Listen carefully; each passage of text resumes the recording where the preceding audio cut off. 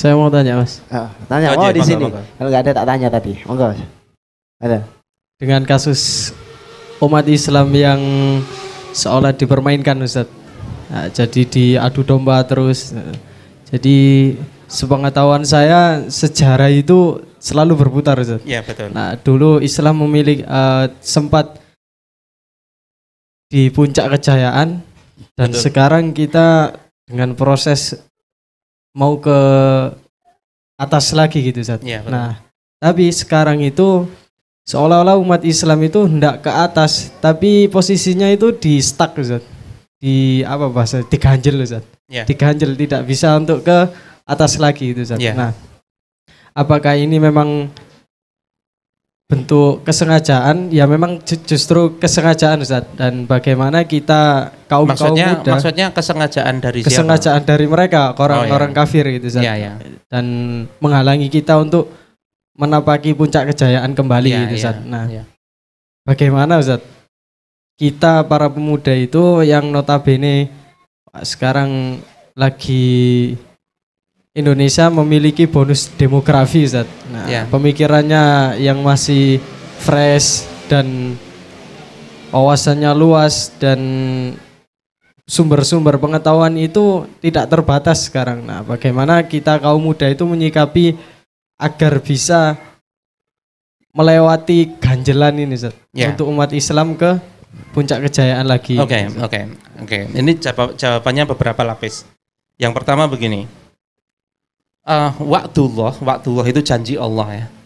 Janji Allah itu tidak pernah ingkar. Itu secara akidah kita sudah yakin dulu, oke?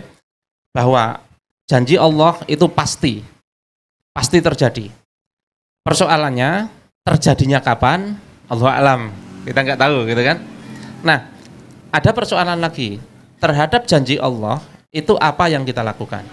Contoh, Allah itu sudah berjanji memberi rezeki kepada setiap makhluknya, termasuk kita semua. Tetapi Allah itu tidak hanya berjanji memberi rezeki, tetapi memerintahkan kepada kita untuk menjemputnya. Kan begitu. Maka justru ketika rezeki itu belum turun, itu adalah kesempatan kita untuk menjalankan perintah Allah, yaitu apa? Bekerja. Sementara rezeki yang sudah Allah pastikan karena itu adalah qadha, maka rezeki itu kan sebenarnya tidak dihisap. Rezekinya ya. Maksudnya gini, Allahu yarzuqu may yasha bighairi hisab, Allahu yabsutur rizqa liman yasha wa yaqdir. Allah itu meluaskan rezeki kepada siapapun yang Dia kehendaki, wa yaqdir, dan menyempitkannya. Artinya luas dan sempitnya rezeki itu kan tergantung Allah kan, bukan tergantung kerja kita kan. Nah, tetapi kenapa misalnya ya, kenapa sih kok dalam beberapa saat ini rezeki yang Allah janjikan itu kok belum turun? Itu justru malah kesempatan kita untuk menjalankan perintah apa? Perintah menjemput tadi. Karena luas atau sedikit itu kan sudah dijanjikan Allah dan tidak akan dihisap. Yang dihisap apa? Bekerjanya kita itu. Gitu ya. Nah, sekarang kembali ke janji Allah tentang kemenangan Islam. Jelas Allah itu berjanji untuk memenangkan Islam ini. Persoalannya kok belum menang-menang, gitu kan? Nah, justru ketika belum menang-menang ini adalah kesempatan kita untuk beramal menyumbangkan sumbangsih kita untuk kemenangan itu apa gitu loh.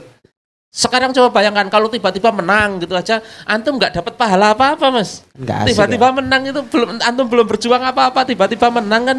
Justru malah nggak kebagian kan. Nah, justru itu loh. Nah, kalau kita lihat sekarang juga begini.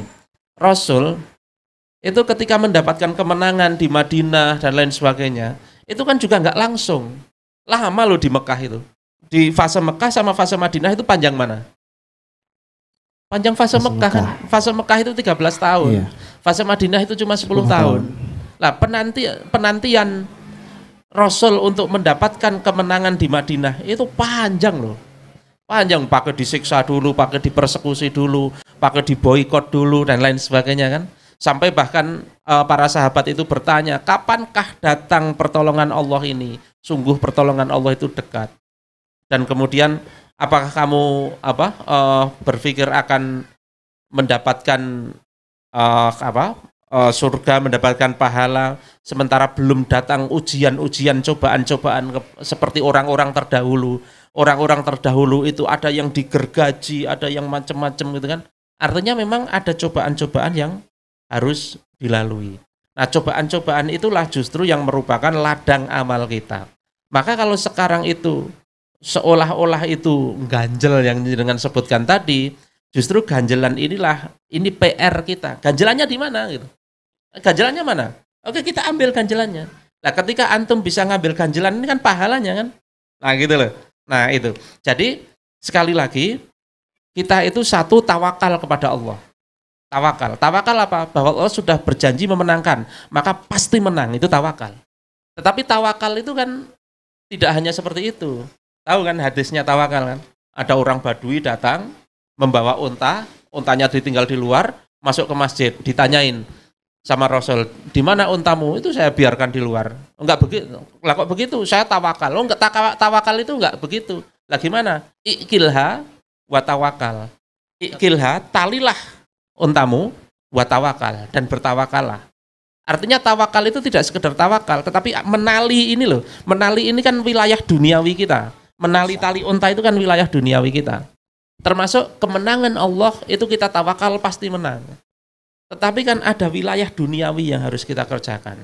Justru wilayah duniawi itulah yang kita dihisap. Dan kita mendapatkan pahala banyak itu justru di situ. Itu Mas.